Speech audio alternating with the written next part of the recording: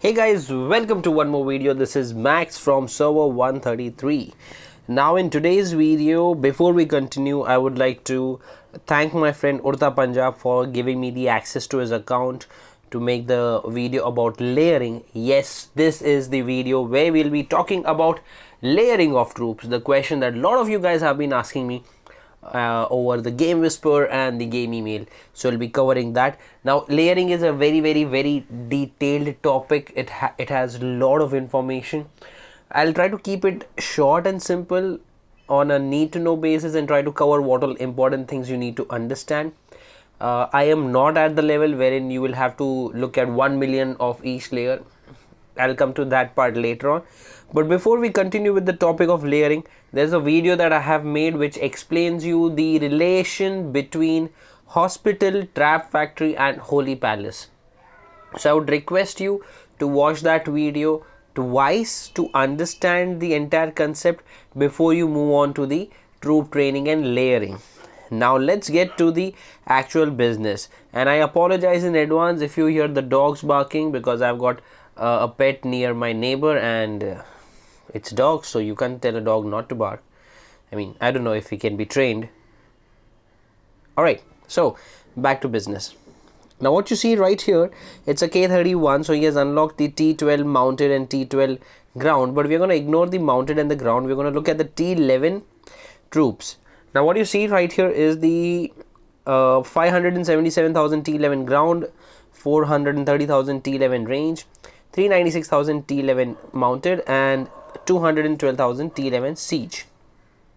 These are the number of troops that he has in the T11 category. Moving down T10 onwards, it's 10,000 each. Now why is it 10,000 each? What is this? Why is this? So let's talk about this. Now for this further part, for you to understand, I want you to shut your eyes and try to imagine how the troops are standing for an attack and standing for a defense. Okay, so the first line of defense or first line of attack is always going to be your ground troops. They're going to be the first ones to collide, so it's going to be a ground versus ground fight. Now when you use the ground troop speed skill book, it will give your ground troop an edge to go and reach out to the enemy range troops. But let's say there's no speed skill book used, no range troop bonus, siege machine range bonus or range troop range bonus used. It is just pure as it is in the natural form. So the ground is the first set of defense or the first set of attack. Mounted is standing right behind them. The horsemen are standing right behind them. Behind the horsemen is the range troops, and behind the range troops is the siege machines. Okay, so this is how the lineup is while attacking. So the mounted troops have a battle advantage over ground, the range troops have a battle advantage over mounted, and the ground troops have a battle advantage over the range. Siege machine has a battle advantage over the range, whereas the mounted and ground are more effective in killing the siege. So whenever you are attacking an enemy, you need to have all four types of the troops, and the major quantity should be the counter type of the troops. So for example, if I'm attacking somebody who is filled with ground troops, I should have mounted troop as my major attacker. In the layer or in the what do we say, in the march, we should also have some siege machines. That would be 30% siege machines and 5% of ground and 5% of range. Okay, if I'm attacking a range player, we should have ground troops in the attack, which is 60%, 30% siege, 5% mounted, 5% range. Same goes with the mounted troop. If the enemy has mounted troop in the defense, your attack should be 60% range, 30% siege, 5% ground, 5% mounted. That is counter attack. However, they can fool around with you by ghosting and unghosting. So in that case, you can use a complete mixed match of 25% each. I would rather have 30% of siege any which ways, because siege has more damage inflicting potential and siege is best for defense as well. Now let's get to the layering part. So if you start imagining that the ground is standing in the front, then there is mounted, then there is range, and then there is siege. How are the layers standing? Is the first layer of ground, which is T1, will be standing first. Behind them will be T2, T3, T4, T5, T6, T7, T on till T13. or T14. That's how they'll be standing in the lineup. So once the enemy attacks you, they'll first collide with your T1 ground. Once they kill or wound all the T1, they'll move to the T2, they'll move to the T3, and so on and so on. They'll come moving upwards, and by the time they reach to your higher level troops, they have already taken wounded because they have been fighting and colliding. So their troops basically have already received wounded, and by the time they reach your major or the higher level troops, they have already faced the losses, and now you're going to defeat them. So whenever such fights happen, unfortunately I don't have a report to share with you, but whenever such fights happen, what is going to look like, the enemy might have wounded maximum number of your troops, but in that process the enemy has actually lost more power in the troops because he has attacked you with higher volume. Okay, and that's the benefit of layering. Now again, one more thing that was important for you to understand why layering is because in case when you are attacking somebody, you are well aware that some of your troops will go deserted and some of your troops will get killed. Now how the game works is, in case if your hospital capacity is 80 units and your deserter capacity is 10 units and you're attacking an enemy with 100, which is you're losing all the 100, the 80 will go to the hospital. Those will be the higher level troops, the higher tier troops.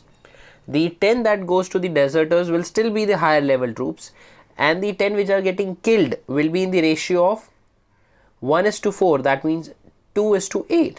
So out of that 10 troops, 2 will go to the Holy Palace troop souls and 8 will get permanently killed. So if you have layers in your troop lineup, the ones that are getting killed would be the lower level troops. So the higher level troops will be saved. So that is the reason we have layers.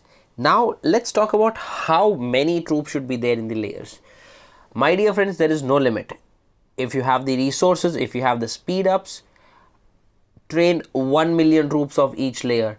I don't care, just go for it if you have the resources and the speed ups. However, in the start, I would recommend you to first train layers of 1000 troops each. That would be a good start. Then whenever there's a troop training event and you have resources, train maybe 10,000 each. When there's the resource consuming event and the troop training event happening together, that's when you can train and reach 50,000 of each layer. Like here you see 10,000 of each. That's when you can go for 50,000 of each. Or if your keep level is high, if your training speed has been researched well, if your army camps are of higher level, you have got China subordinate cities, go for 100,000 of each layer. No problem. The only thing is you should have that many resources. Now once you're training so many troops, you're making a heavy keep, you're making a fat keep which is loaded with so much troops. At the same time, you need to also have buffs. You need to cultivate your general, you need to have the right set of gear, and depending on that you will be able to take the attack from the enemy and defend it successfully. Now my dear friends, let's move to the concept of layering in attack. So to not waste your time, I have made a March preset already which has my General William Wallace, my friend's General William Wallace. Okay, and just because this account is made to, this March preset is made to attack mounted troops. Now why do we focus on having ranged troops more on the PvP and very less people make ground troops and mounted troops for PvP? I'll explain you why. 90% of the players in the game, they are busy training mounted troops. Why? Because they want to kill bosses and monsters. No doubt mounted troops are best for player versus environment things wherein you are going and hitting rallying bosses. You need somebody to be the rally initiator. That person is very necessary in the alliance. In fact, I would like to sit in an alliance where we have got good number of people who are initiating rallies, so that I don't need to train mounted troops. That may be me sounding selfish, but at the end of the day, you need to understand that if enemy is attacking you with ground, your mounted are going to defend against them. So you will need mounted troops as well. My point is, the ranged troops will kill the mounted troops, and you see a lot of guys train mounted troops. In fact, if you are watching this video and if you are a boss hunter, you know I'm talking about you right now. So for such guys, the ranged troops have a good battle advantage because range will kill the mounted like sweetly without any pain. You getting me, guys? So that's the reason. That is the reason why we use range troops for the PvP, because, but again, you always need to scout your enemy before attacking. So I'm going to show you this preset which I have made.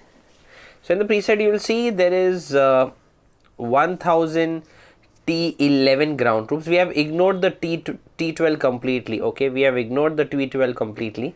We have got T11 ground troops, 10,000 units. We have got T11 range troops, 300,000 units. We have got T11 mounted troops, 10,000. T11 siege machines, 180,000. Now this is basically in the ratio of 60% for the range, 5% for the ground, 5% for the mounted, and 30% for the siege. However, this percentage is related to a march size of 500,000, not 538,000. So rest of the 38,000 troops are basically layers, which you can see here, all in the figure of 900 each are the layers. Now what will happen if you attack an enemy with this sort of march preset? Your lower level troops will definitely get wounded, deserted, killed. But as I said, that when the attack happens, the lower level troops will collide first. So your lower level troops will engage their lower level troops and their higher level troops, and by the time you reach to them or they reach to you, the fight will be between the higher level troops only. So you might have a loss in the number of troops, but you will have a win in the number of points, and that's how you add the layers. Now if you're doing the same thing for a ground march, all these troops will remain the same, the entire batch will remain the same. However, this will change here. Number one, the mounted will stay here, the range will change over here, and the ground will increase like this. That's a ground preset. If you want to do for the mounted,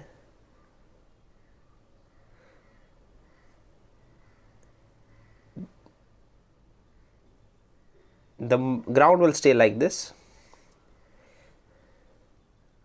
the range will turn into this, and the mounted will turn into this. However, I would strongly recommend siege machines to be 30% in the attack, because they are very good. Siege machines are best because they have a range bonus. And now let's have a look at the General William Wallace my friend has. His William Wallace has the range troop attack, range troop range bonus, siege machine range bonus. His special skill says reduces enemy ground troops defense by 20% and increases your siege machine attack by 20% when general is leading the army. So he has a range and a siege bonus because of the skills, and his gear is the dragon bow, which is again a range troop thing. Rest of his items are averagely refined. I'm not going to comment on that. However, the ring says siege machine attack and range troop attack, so that's okay, not so well refined. Range troop HP, he has aimed a lot for the range, and ground troop HP. So you see, you ignore the gears, they aren't so well refined, I'll be honest with you. He could have got much better with the refining, but what you see is also good enough. Now if you are thinking that Max, I want to make a march preset for the ground troop, I want to make a march preset for the mounted troop, but my generals are not ready, don't worry, you can use the same general. Okay, you can use the same general. The only reason I said that the general is okay or average, because he has other refinings too. This is not specially refined for mounted or crazily refined for range. This is mixed refining. So all the troops are going to have the positive buffs. All the troops are going to have the buff. So if you're using this sort of march preset to attack an enemy, you just need to change, you let the general be the same, just change the type of troops and the game is on. Okay guys, and again you can use such preset for for reinforcing, and that's all I would like to cover in this video. If you have any questions, you can reach out to me, and also if you are watching this video on behalf of me, please thank Urta Punjab for giving us the access and training the troops for us to make this video. I will also cover this part again. I said that before, but I'll repeat it again, that there is no limit for the layers. You can have layers of 1 million each, absolutely fine. Make sure that you have the higher level troops as well, because layers are the one that's going to defend, but your higher level troops are the ones that are going to inflict the damage and fight more.